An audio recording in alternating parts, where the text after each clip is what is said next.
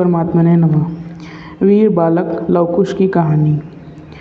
मर्यादा पुरुषोत्तम भगवान श्री राम ने मर्यादा की रक्षा के लिए पतिव्रता शिरोमणि श्री जानकी जी का त्याग कर दिया।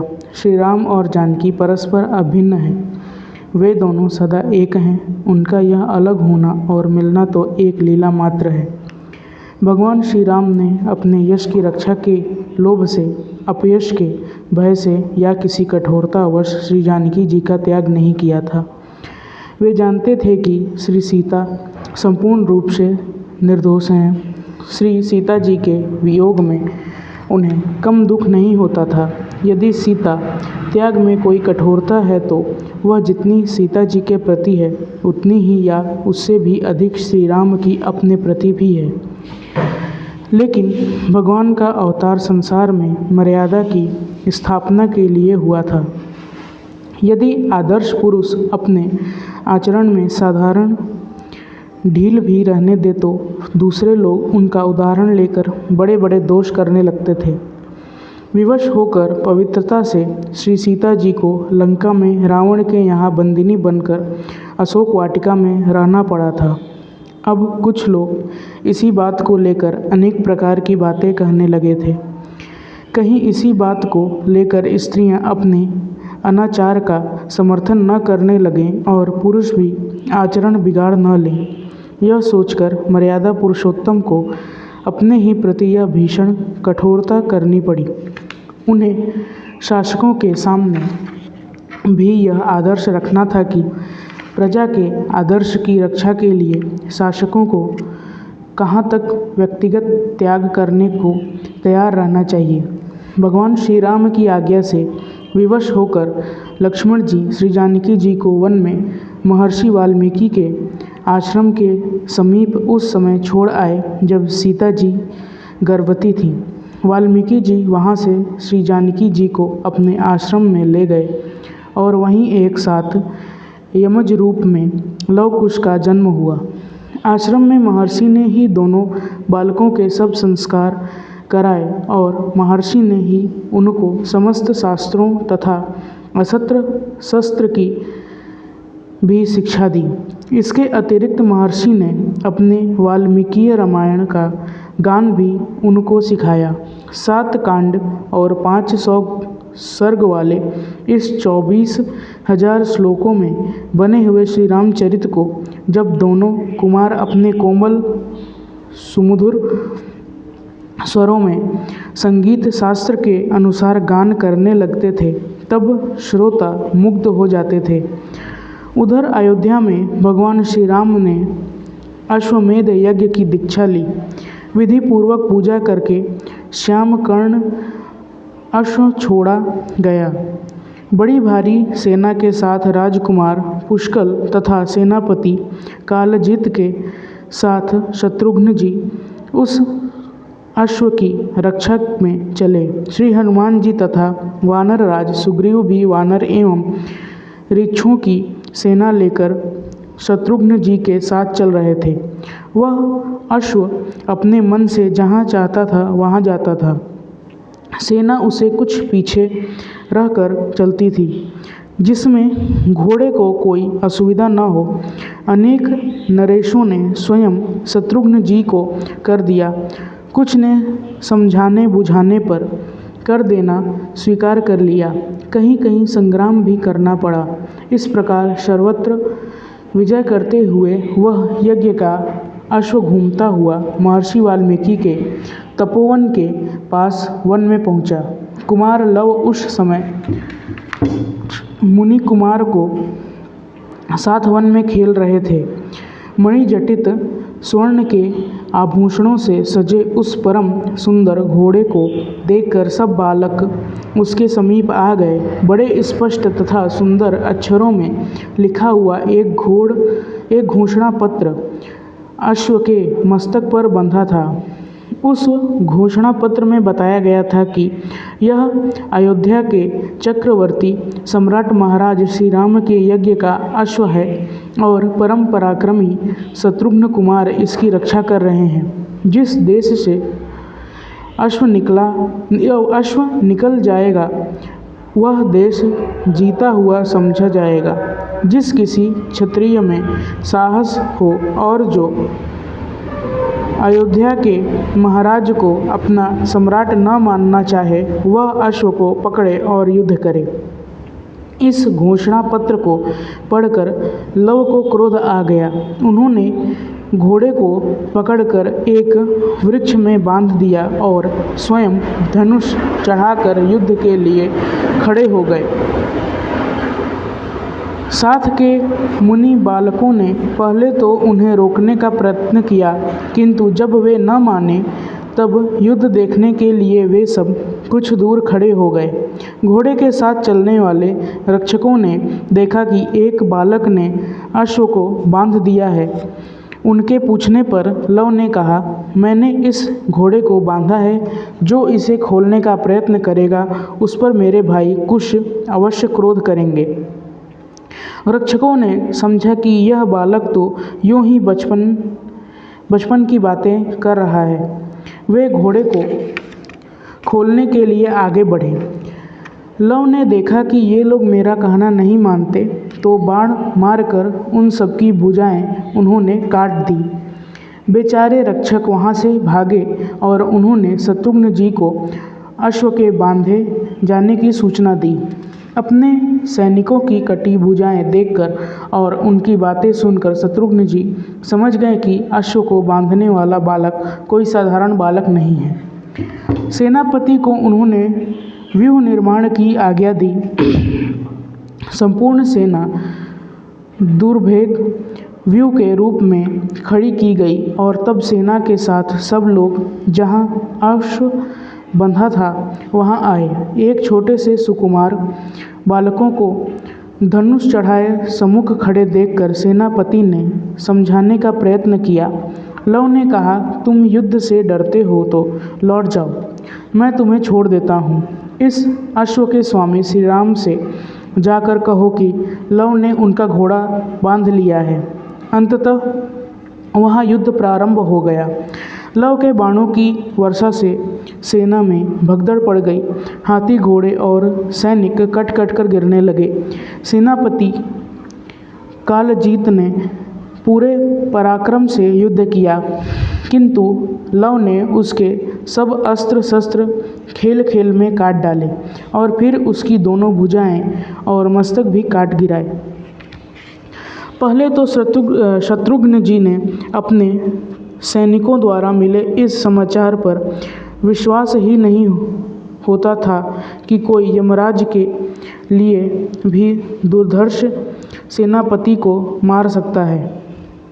अंत में पूरी बातें सुनकर और मंत्री से सलाह लेकर वे स्वयं संपूर्ण सेना के साथ युद्ध क्षेत्र में आ गए। बड़ी भारी सेना ने लव को चारों ओर से घेर लिया। लव ने जब देखा कि मैं शत्रुओं से घिर गया हूँ, तब अपने बाणों से उन सैनिकों को छिन्न भिन्न करने लगे। सैनिकों को भागते देख पुष्कल आगे बढ़े। थोड़ी ही देर के संग्राम में लव के बाण ने पुष्कल को मूर्छित कर दिया। पुष्कल के मूर्छित होने पर क्रोध करके स्वयं हनुमान जी लव से युद्ध करने आए।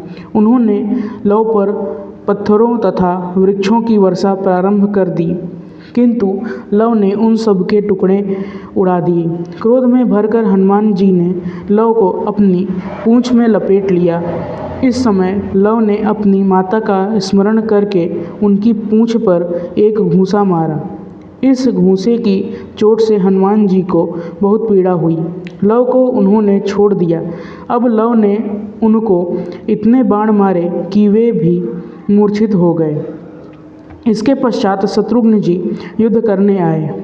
घोर संग्राम के पश्चात लव ने बाण मारकर शत्रुघ्न जी को भी मूर्छित कर दिया। शत्रुघ्न को मूर्छित देखकर सूरथ आदि नरेश लव पर टूट पड़े।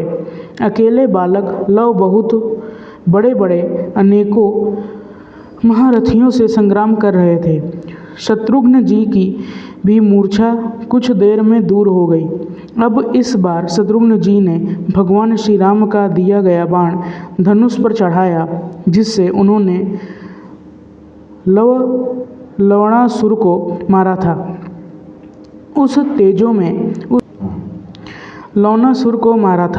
उस तेजोमय बाण के छाती में लगने से लव मूर्छित होकर गिर पड़े।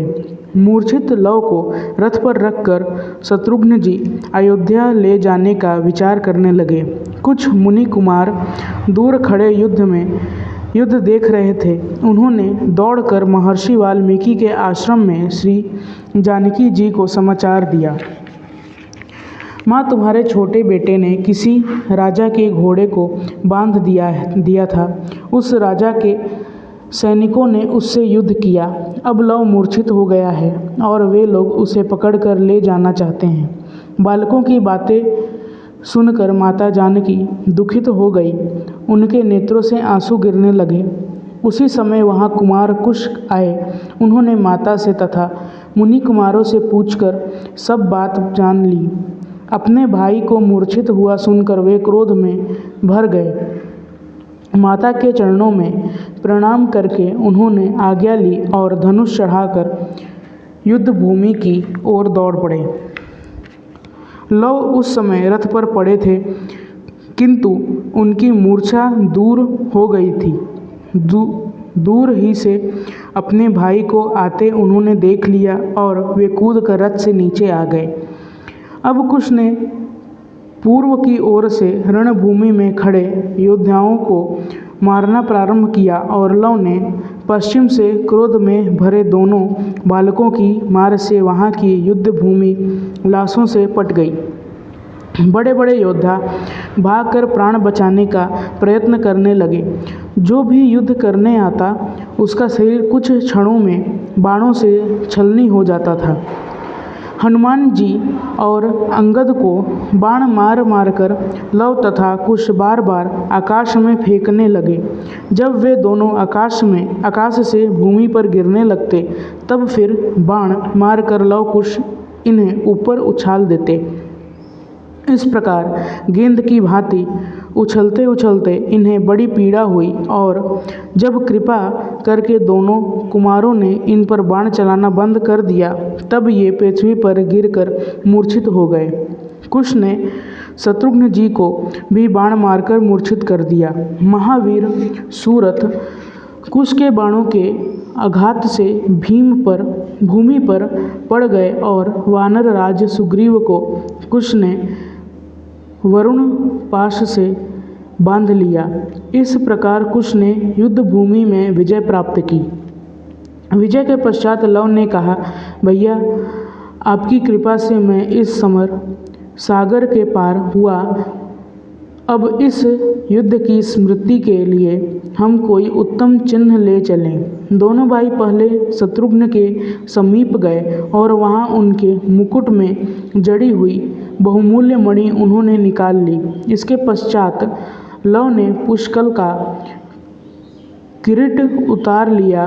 दोनों भाइयों ने उनकी भुजाओं में पड़े मूल्यवान गहने तथा अस्त्र शस्त्र भी ले लिए। अब लव ने कहा, भैया, मैं इन दोनों बड़े बंदरों को भी ले चलूँगा।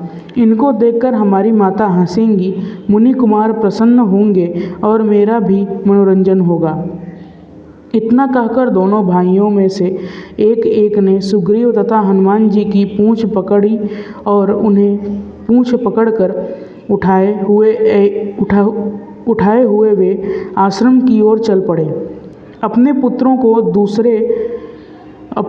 को दूर से ही आते देख माता जानकी को बड़ी प्रसन्नता हुई। वे तो द्वार पर खड़ी इनके सकुशल लौटने की प्रतीक्षा ही कर रही थी। जब उन्होंने देखा कि उनके कुमार दो वानरों को पूँछ पकड़कर लिए आ रहे हैं, तब उन्हें हंसी आ गई। लेकिन वानरों को पहचानते ही उन्होंने कहा, तुम दोनों ने इन्हें क्यों पकड़ लिया है? छोड़ो, शीघ्र इनको छोड़ दो। ये लंका को भस्म करने वाले महावीर हनुमान हैं और ये वानर राज सुग्रीव हैं। तुमने इनका अनादर क्यों किया? लव कुश ने सरल भाव से युद्ध का कारण तथा परिणाम बता दिया। माता जानकी ने कहा, पुत्रों, तुम दोनों ने बड़ा अन्याय किया है। वह तो तुम्हारे पिता का ही अश्व है, उसे शीघ्र छोड़ दो और इन वानरों को भी छोड़ दो। माता की बात सुनकर लव कुश ने कहा, माता जी, हमने तो क्षत्रिय धर्म के अनुसार ही घोड़े को बांधा था और युद्ध करने वाले लोगों को हराया था। महर्षि वाल्मीकि ने हमें यही पढ़ाया है कि धर्म पूर्वक युद्ध करने वाला क्षत्रिय पाप का भागी नहीं होता। जब आपकी आज्ञा से हम इन वानरों को तथा अश्व को भी छोड़ देते हैं, श्री जानकी जी ने संकल्प किया, यदि मैंने मन से भी भगवान श्री राम को छोड़कर कभी किसी पुरुष का चिंतन न किया हो, यदि मेरा चित्त धर्म में अविचल भाव से स्थिर रहा हो, तो युद्ध में घायल, मूर्छित तथा मारे गए सब लोग पुनः स्वस्थ एवं जीवित हो जाएं। इधर श्री जानकी जी के मुख से ये शब्द निकले और उधर युद्ध भूमि में सब लोग निर्दोष निद्रा से जगे हुए के समान उठ बैठे। उनके कटे हुए अंग भी जुड़ गए थे। किसी के शरीर पर चोट का कोई चिन्ह नहीं था। शत्रुघ्न जी ने देखा कि उनके मुकुट की मणि नहीं है, पुष्कल को अपना किरीट, गहने तथा अस्त्र शस्त्र नहीं मिले। यज्ञीय अश्व सामने खड़ा था। उसे लेकर ये सब लोग अयोध्या लौट आए और वहाँ सब बातें उन्होंने भगवान श्री राम को सुनाई। अश्व के आ जाने पर यज्ञ का प्रारंभ हुआ। दूर दूर से ऋषिगण अपने शिष्यों के साथ अयोध्या पधारे। महर्षि वाल्मीकि भी लव कुश तथा अपने अन्य शिष्यों के साथ आए और सरयू के किनारे नगर से कुछ दूर सबके साथ ठहरे। महर्षि के आदेश से लव कुश मुनियों के आश्रमों में, राजाओं के शिविरों में तथा नगर की गलियों में रामायण का गान करते हुए घूमा करते थे। उनके स्पष्ट, मधुर एवं मनोहर गान को सुनकर लोगों की भीड़ उनके साथ लगी रहती थी। सर्वत्र उन दोनों के गान की ही चर्चा होने लगी। एक दिन भरत जी के साथ श्री राम ने भी राजभवन पर ऊपर से इन दोनों बालकों का गान सुना। आदरपूर्वक दोनों को भीतर बुलाकर सम्मानित किया गया और वहाँ उनका गान सुना गया। 18 सहस्त्र स्वर्ण मुद्राएं पुरस्कार स्वरूप में उन्हें भगवान राम ने देना चाहा, किंतु लव कुश ने कुछ भी लेना अस्वीकार कर दिया। लव कुश के कहने से यज्ञ कार्य से बचे समय में रामायण गान के लिए एक समय निश्चित कर दिया गया। उस समय समस्त प्रजाजन, आगत नरेश, ऋषिगण तथा वानरादि रामायण का वह अद्भुत गान सुनते थे। कई दिनों में पूरा रामचरित सुनने से सबको ज्ञात हो गया कि ये दोनों बालक श्री जनक कुमारी सीता के ही पुत्र हैं। मर्यादा पुरुषोत्तम ने श्री जानकी जी को सब लोगों के सम्मुख सभा में आकर अपनी सुतता प्रमाणित करने के लिए शपथ लेने को कहकर बुलवाया। वे जगजननी माता जानकी वहाँ आईं और उन्होंने शपथ के रूप में कहा, यदि मैं सब प्रकार से पवित्र हूँ तो पृथ्वी देवी मुझे अपने भीतर स्थान दे। पृथ्वी बड़े भारी शब्द के साथ फट गई। स्वयं भूदेवी रत्न सिंहासन लिए प्रकट हुई और उस पर बैठकर वे श्री सीता जी को ले गई। फटी हुई पृथ्वी फिर बराबर हो गई। अब इसके पश्चात कहने को कुछ नहीं रह जाता। लव कुश को जन्म से पिता नहीं मिले थे और जब पिता मिले तब उनकी स्नेहमयी माता नहीं रही। अयोध्या के युवराज होने का सुख भला उन्हें क्या सुखी कर सकता था। ओम।